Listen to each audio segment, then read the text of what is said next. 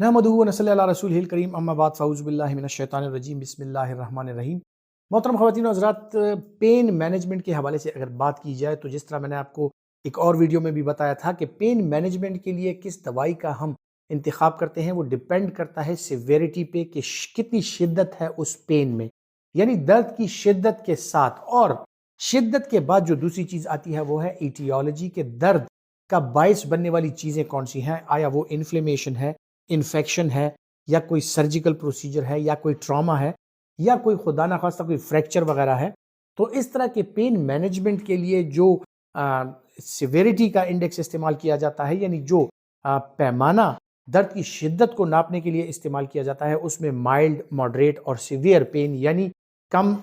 शिद्दत वाला और थोड़ा ज़्यादा शिद्दत वाला और इंतहाई शिद्दत वाला जो पेन है सीवियर, उसके लिहाज से जो है तो हम मुख्तलिफ किस्म के पेन किलर्स का इंतखाब करते हैं। लेकिन जब बात आ जाती है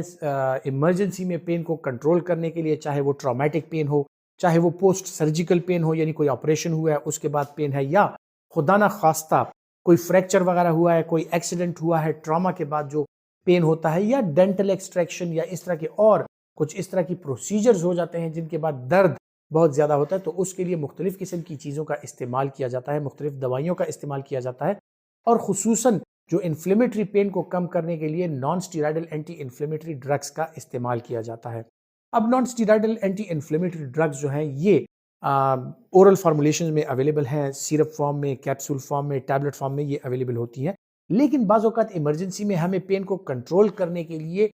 शरियान के ज़रिए और इमरजेंसी में इंजेक्शन के ज़रिए अगर पेन कंट्रोल करने के लिए इंसेट देने की ज़रूरत पड़ जाए, तो इसमें एक ड्रग है जिसका नाम है कीटोरोलैक।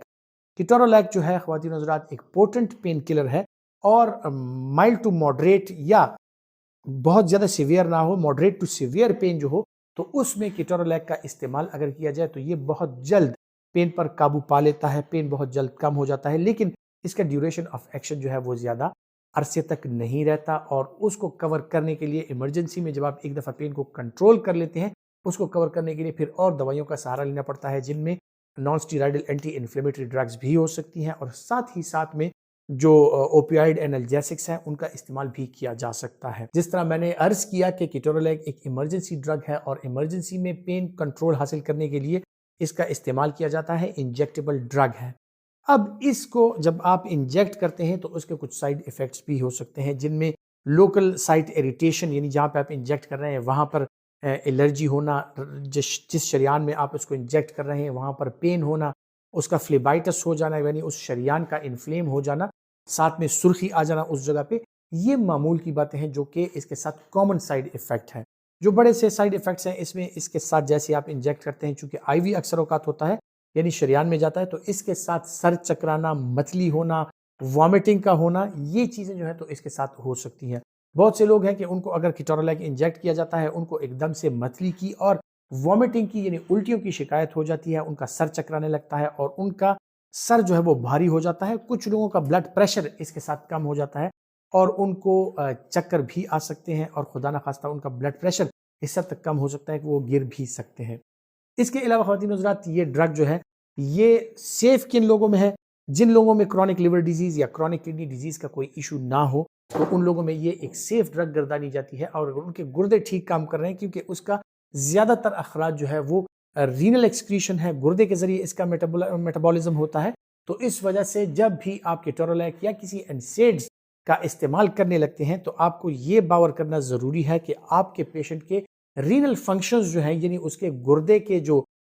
गुर्दे की जो कारकर्दगी है वो ठीक है। सो अगर रीनल फंक्शंस नॉर्मल हैं तो आप अपने पेशेंट को माइल्ड से मॉडरेट पेन में कीटोरोलैक का इस्तेमाल करा सकते हैं, लेकिन साथ ही साथ में इसको डाइल्यूट करके अगर दिया जाए, या 100 ml का जो सोल्यूशन होता है उसमें डाइल्यूट करके, या एटलीस्ट 10 ml में डाइल्यूट करके अगर स्लो आईवी दिया जाए, तो इसके जो मतली वाले और जो सर चकराने वाले असरात हैं वो कम हो सकते हैं। अलबत्ता बाद में इसके साथ मतली आना, गनूदगी हो जाना, और ये चीज़ें जो हैं तो ये कॉमनली पाई जा सकती हैं। लेकिन इमरजेंसी में रीनल कॉलिक को या एब्डोमिनल पेन को या कोई पोस्ट सर्जिकल पेन हो, उसको कंट्रोल करने के लिए एक इंतहाई अच्छी ड्रग है। जिस तरह मैंने जिक्र किया कि ये ड्रग कॉन्ट्रा इंडिकेटेड है, कि इसको आप क्रॉनिक लिवर डिजीज़ और क्रॉनिक किडनी डिजीज़ में इस्तेमाल नहीं कर सकते, और इसी तरह ये ड्रग प्रेगनेंसी में भी सेफ नहीं है। तो प्रेग्नेंट फीमेल्स या जिन लोगों में क्रॉनिक किडनी डिजीज़ या क्रॉनिक लिवर डिजीज़ हो, उनमें केटोरालैक का इस्तेमाल नहीं करना चाहिए और उनके लिए सेफ अल्टरनेटिव्स